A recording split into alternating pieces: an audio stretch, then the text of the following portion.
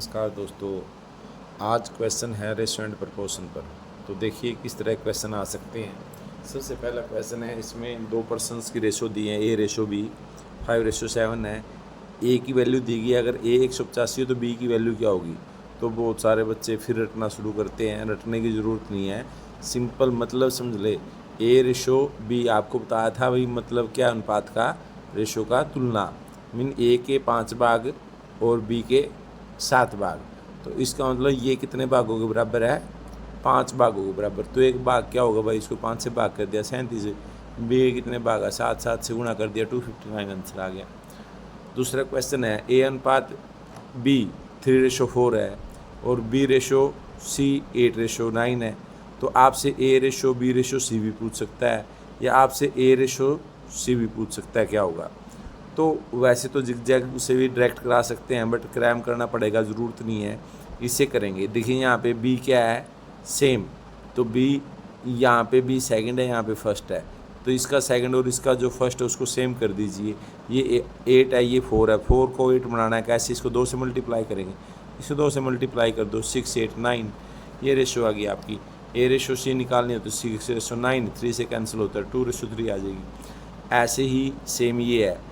तो यहाँ 3 की बजाय 3 ही दे रखे हैं। देखिए A ratio B equal to 3:4, B ratio C equal to 8:9। A ratio B ratio C निकालना है, तो ये बी सेम है, यहाँ इसको सेम कर दीजिए। सेम क्वेश्चन है ये। तो अभी देखिए आपको 4 दे दिए। ए रेशो बी ये है, बी रेशो सी ये है, सी रेशो डी ये है। आपको ए रेशो बी रेशो सी रेशो डी निकालना है, या सिंपल ए रेशो डी भी पूछ सकते हैं। अब पहले 2 का निकाल लेंगे, फिर इसका निकाल लेंगे। ये बी सेम है तो यहाँ सेम कर दीजिए। बट ये 15 ये 5 है, कैसे होगा, इसको 3 से मल्टीप्लाई कर दो। तो 3 से मल्टीप्लाई किया तो 8, 15, 24 आ गया। अब सी रेशो डी दे रखे आपका 4:5, सी लास्ट का है ना, ये फर्स्ट। तो ये 64 है, ये 4 है। 4 का 64 6 से मल्टीप्लाई कर दो तो 8:15:24:30 आंसर आ जाएगा। अभी A ratio B ratio C की वैल्यू दे दी, A by B ratio B by C. बहुत सारे बच्चे कन्फ्यूज हो जाते हैं।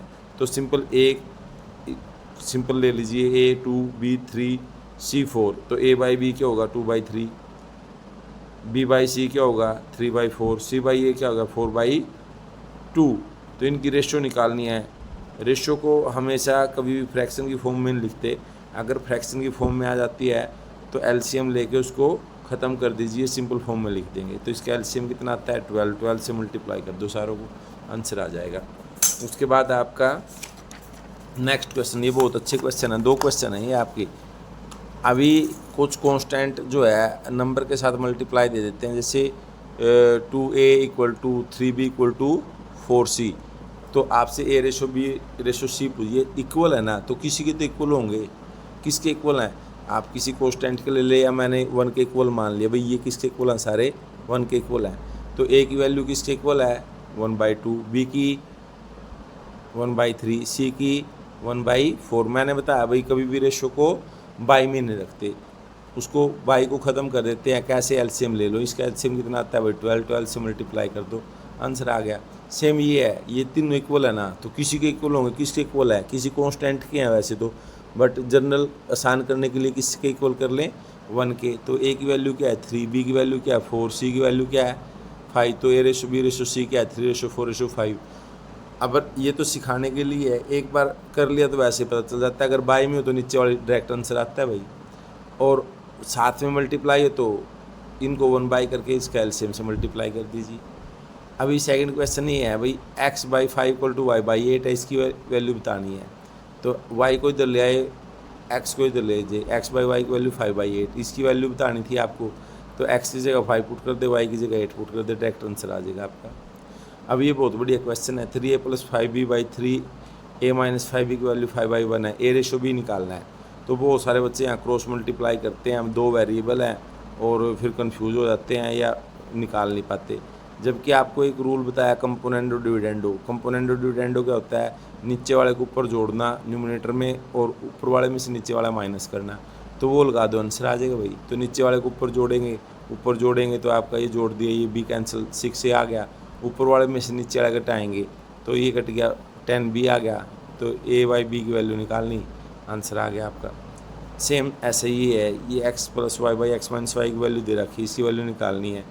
तो यहाँ मैंने कंपोनेंट डिविडेंडो यूज़ कर दिया। और ये ध्यान रखें, कुछ बच्चे एक साइड कंपोनेंट डिविडेंडो यूज़ कर देते हैं, दोनों साइड यूज़ होता है, ये ध्यान रखेंगे। तो इसकी वैल्यू क्या आएगी 5/3। तो एक्स बाई वाई की वैल्यू आ गई, इसकी वैल्यू निकालनी थी। तो ये तो एक ही साइड है, दूसरी साइड तो है नहीं कि मैं इसमें दोबारा कंपोनेंट डिविडेंडो लगाता हूँ। तो एक ही साइड है, तो मैंने क्या यहाँ से वाई स्क्वायर की वैल्यू कॉमन ले ली, यहाँ से वाई स्क्वायर कैंसिल हो गया। X by y whole square, x by y की वैल्यू है आपके पास, पुट कर दो, आंसर आ गया। Okay, thank you.